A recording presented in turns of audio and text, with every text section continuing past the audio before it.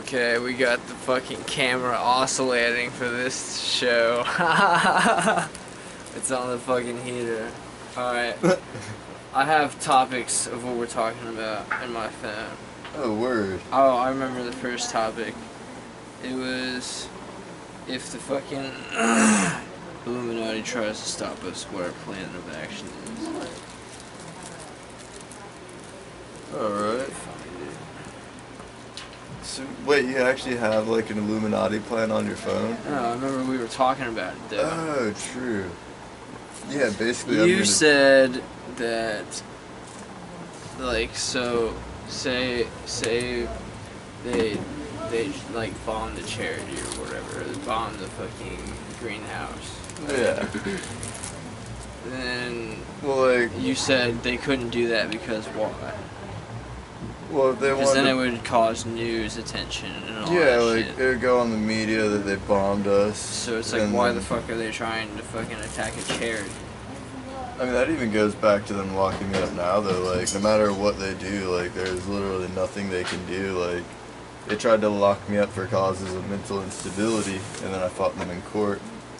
They, like, try to fight us in, like, the streets, and we have the law. They try and fight us, like, legally. We have the law. They try and fight us, like, military. Like, we have, like, the media and people that would, like, witness that and shit. Like, no matter what level they attack us, it's like, yeah, why are you fucking with Jesus and, like, his squad, like, his fam? Yeah. Like, yeah. And then worst case scenario is, like, I die a martyr, and then, like, everybody rises up and revolts against the government, like, yo, fuck you. Yeah, basically. Oh, yeah. And fucking, we're talking about how come communism doesn't work in other countries. Oh, because the government assassinates everybody that ever rises up to try to make communism a good thing in their country, and then they use the bad example that America inseminates a false dictator with as the example that why communism never works, that any successful countries eradicated, any unsuccessful countries promoted and encouraged by the U.S. government. But what we're doing isn't even really communism, is it? No, it's a charity. So I It's think, just charity, I think yeah. the thing is with communism is like government has like way too much power. Yeah. Yeah, exactly. So it's Like- kind of like there's not much of a leeway for people in that aspect because they're essentially controlled, you know, by their government. You know, the government. You know, so I think that there's like a balance with certain things like that. So people can't have too much power, but the government can't have too much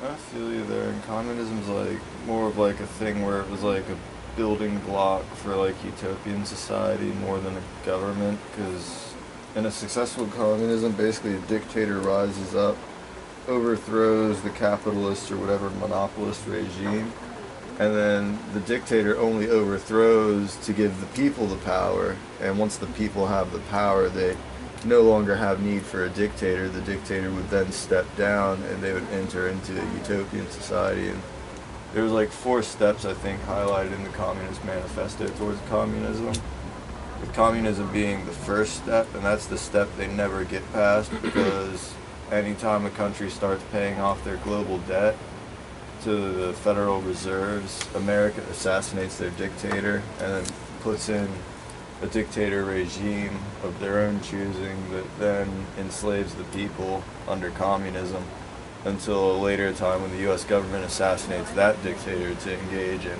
a false flag war to take whatever resources they have. See, the thing is with me is like, I lean towards libertarianism a little bit. Like, I'm not full-fledged libertarian like some people are, but I like the ideals. I like that there's, in that aspect, I like that there's less government oversight, you know? Not totally, you know, completely gone. Like, I used to think that we were always going to need government too. Like, there's no way around it. But, I don't know. I feel like we could just have no government and just, like, have charities and just have everyone do their own thing. You know, like, if you look at the Shire in Lord of the Rings, like, who is, like, the mayor? Like, I mean, they did have a mayor. There will be in the book. singular rule of don't do unto others which you wouldn't have them do unto you. Yeah, I mean, just chill, live your life. The only problem I see with that is, like, whether or not everybody would be willing to pull their own weight, you know? That's a point Curtis brings up, too. Yeah, because I feel like, because I love the idea, like, for sure. Because it's kind of like you earn what you make, or you work for, you know what I mean? It's like, Yeah. you're working to, or you're contributing to,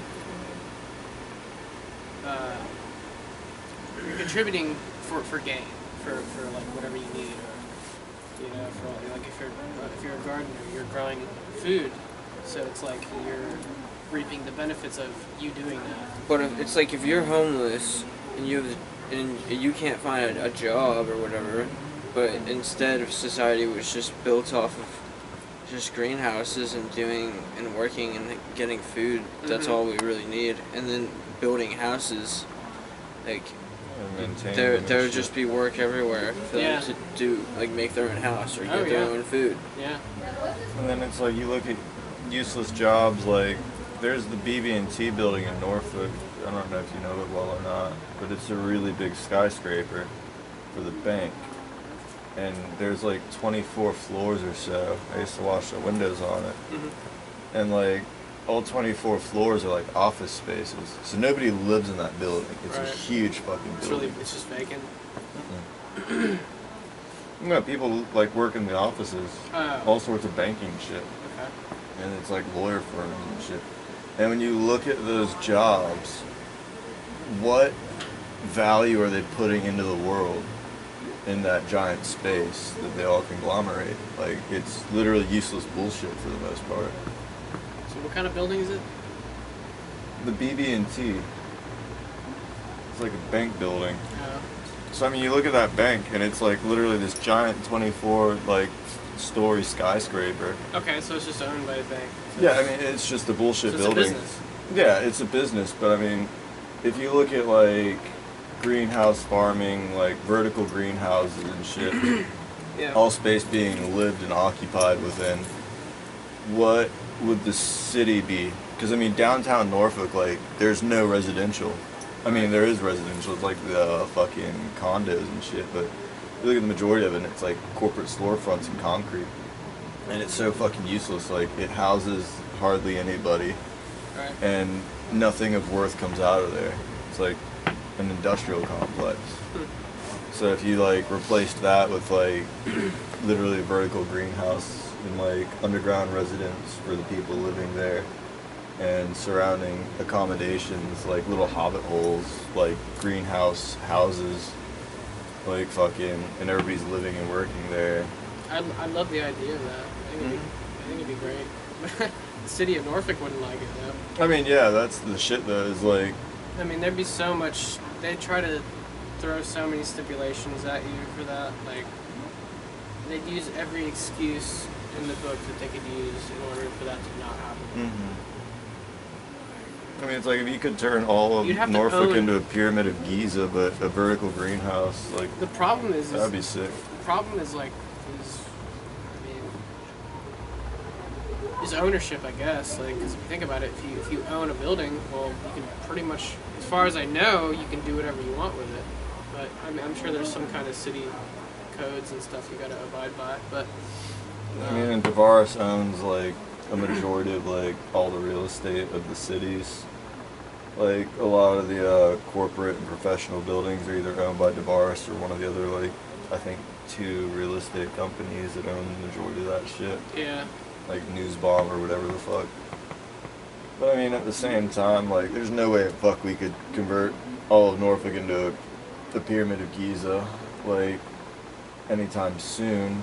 But overall, I mean, that was just like an example of how like we wouldn't really need a government in that setting. And then it's like when you talk about like everybody pulling their own weight. Yeah. I mean, if you live in a place where all you got to do is just take care of it, because there's no jobs like financing and brokering and lawyering and all that shit. Right. I mean, essentially, if your house looks like shit and it's like a slump, like you stick out like a sore thumb. Right. Just like if we were in a group of 4 and I'm smoking all your guys' weed, I mean, I'm just a useless drain on the group as a whole. And then the community would be the same thing.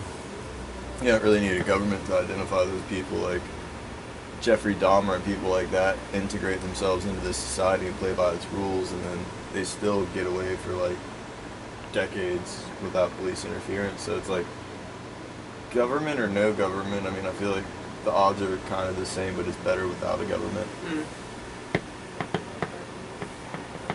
Yeah.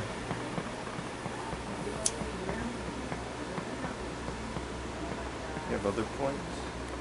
You guys want to say anything on that?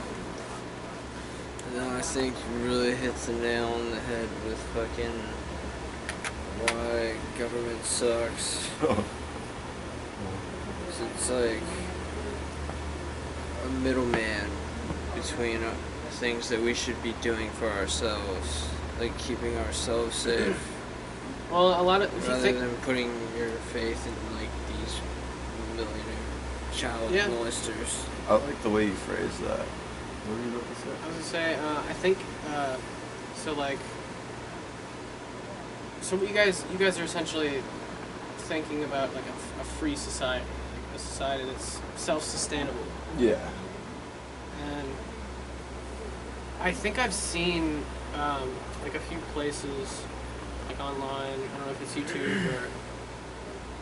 We actually got invited to a commune like that. Yeah, Like- I seen like a village. It's like a tiny house village type setup, and I don't know where it's at, but I've seen a couple, Yeah. and I think it's neat that people do that. I really like that. Yeah, with like a That bunch lifestyle. of tiny houses and shit. Yeah, because it's minimalistic and it's easier to maintain. It's easier to build, cheaper to build. Yeah. You know, but I've seen like I don't know which one it was. It got raided by like Yeah. by the feds, I guess, for something. And I thought it was just ridiculous. Yeah, I've seen like a couple articles like that where they get raided because they're not paying taxes Right. or they're off grid. Right, or they don't right, have right. Power, like all these reasons and shit. That's why I'm really interested to see how it plays out with the whole Jesus thing, because it's like, who are you to stop the charity of God, the followers of God and Jesus Christ? Like, please enlighten me. And then what would the SWAT do with that? Would they shoot Jesus Christ? Would they kill his followers? Like, would they condemn the like fucking charity of God? Like, what would they do in the face of this shit? Because they've burned down communes in the past. They've arrested people. They've Yeah. killed them. I mean, fucking FEMA camps. Like, you look into that shit, and it's So- like even so- Easter Island. They threatened to send me there. So here's what I'm thinking. What would it take? Like, I imagine it'd be a lot of money, but would it? I wonder if it's possible to actually, like, essentially become your own country. Like, can you buy a piece of land Yeah. from somewhere? So Well, like, that's can you actually buy sort of like our like plan. completely? I mean, not just you're buying it from the government. Like, you're legitimately making your own country. Well, that's why we're like, I actually have a sheet of paper. I don't know where it's at right now. Curtis has seen it, but it's like the plot for how to start the first charity. Like, if you had $50,000, you could essentially do it. Like, starting with 12 people, 10, 20 people. But fucking, you buy the plot of land. That's the first step, because then you bought it from the government. You bought it from the owners. It is literally your land.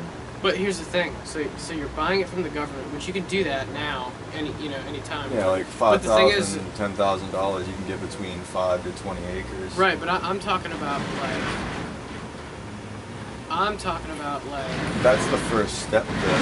Right, but I'm looking to. Well, because they're gonna want taxes though. Now, They're gonna second want you to pay step taxes. is you pay $500 to get a charity license. Mhm. Now that charity needs an address. The address is the land that you just bought. Right. The land you just bought is like between $5,000 to $10,000. You've got between 5 to 20 acres. Right. Maybe even 40 acres if you got a good deal. But here's what I'm saying though. So like you're buying a piece of land in the United States. And then you declare it a charity. So you declare it a charity, but then anybody that works there has a B1 visa because they're an international charity volunteer. Mm-hmm. That makes them nationalists. They can live in the country on this visa indefinitely as long as they're a member of the charity, your country. As long as they stay a citizen of your country, they have indefinite citizenship in whatever land this charity occupies, this country occupies. But what I want to know though is there a difference between a charity and a country though? Like as far as like owning land, like is that? Well, in like, that sense, the charity just has to buy the land, but then like 80% of what the charity spends comes back to it in taxes because it's tax exempt. The country is still indebted to taxes. They still pay the Federal Reserves. The charity is immune from money. That's why government workers made the loopholes for charities, because like you look at the Clinton Foundation. Hillary Clinton gets $1 million to give a speech about poverty. Who's she get the million from? A corporation that wants her to give this speech. She says what they want her to say. They pay her $1 million. She takes that $1 million, puts it into the Clinton Foundation. The Clinton Foundation is a charity. So she writes off that she gave a charity $1 million. She gets that money back in taxes. And then not only that, she put $1 million into her charity. So she gets $1 million for putting $1 million in her wallet, since she gets $2 million for giving a speech for $1 million because of her charity. So you look at the way they make themselves tax exempt in the charities. If you make yourself a charity, you have between 5 to 40 acres of land. You got between 10 to 30 people. You've got structured settlements on the fucking land. You're producing shit on the land. You're self-sustainable. You're a charity. You're untouchable by governments. You've got people of multiple nationalities existing within there freely. Now you're making money. You can put one in another town, in another state, in another city. You can expand the land you have. And you can do all those things even. And then once you have one in every single city, state, and town, then from there you basically overthrow the government, buy the real estate. If you start buying people's houses and giving them back to them for free, you're just giving people free houses at that point. If you're buying the foreclosed ones, you're housing homeless people in it. Now these houses are owned by the charity. This is more real estate that you're getting. At some point you could buy the entire country from the government. And then at that point, then you have your own country. And if you do that in multiple countries, you have multiple continents. At some point, if you have the whole world under the charity, that's like what our goal is to achieve, like world unity. And autonomy is basically overthrow all the world governments by taking over the entire world through the charities. So it's kind of like what you were describing, like how do you make it a country, like essentially through a charity. It's like the best way to take it over. Like, kind of like when America declared independence from England. Yeah. You know, it's like how would you do that? That's what it's kind of crazy.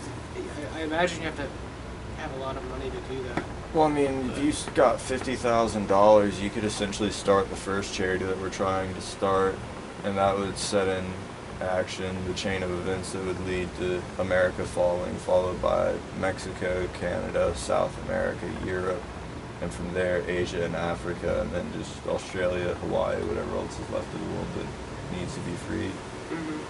But I mean, before that, like, entire nations would probably be falling in collapse. Like, imagine America fell to a charity. Like, Canada and Mexico are being invaded by the charity. Like, surely they would, like, yeah, I mean, their countries would probably collapse before the charity took them over. They'd probably give the countries to the charity at that point. Like, if your people are rebelling against your government and, like, everything's falling apart, then why not just give the land to the charity and just have them fix it, since it's all fucked? And their option seems better, and this other country's thriving under them, so then at some point, let's say America, Europe, South America fall, you go to Africa and it's like, yo, we're gonna make your world better. Like, how many of those countries would just immediately come to the charity, and at what point do they stop resisting it and start flocking, looking for help from the charity to take over their countries? Like, yeah, we want to give you control, we don't want to be presidents anymore, like, fuck this shit. I don't know.